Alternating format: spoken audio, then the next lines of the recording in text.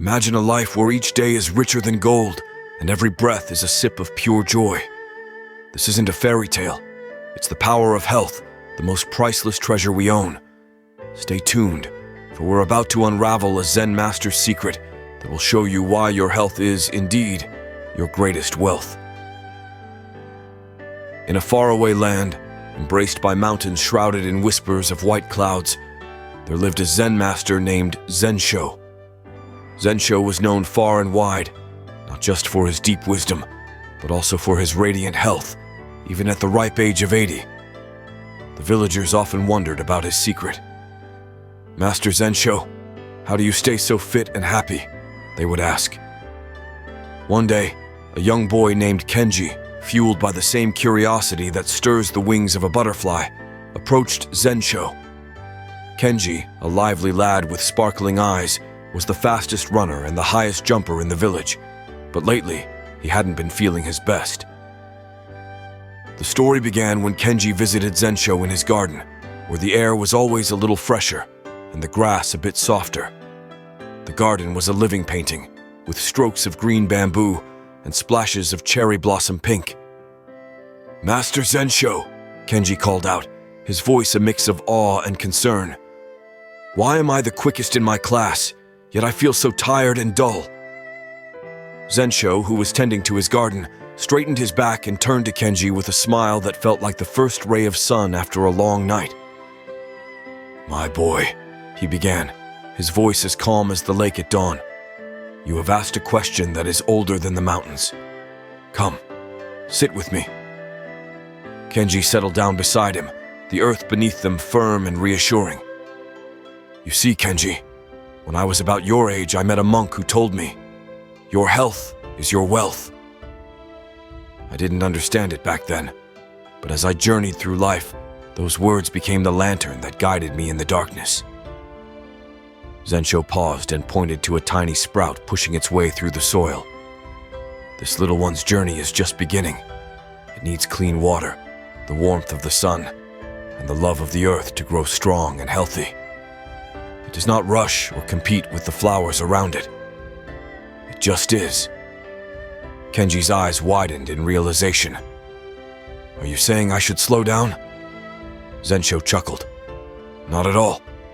I am saying take care of your health like the most precious treasure you own. Eat foods that are as close to the earth as this little sprout. Rest like the moon does each day, only to shine bright again at night. Play, laugh, and be with friends, for joy is the food of the soul." For the next few days, Kenji followed Master Zensho's advice. He ate vegetables that seemed to capture the sun's energy, and fruits that tasted like sweet rain.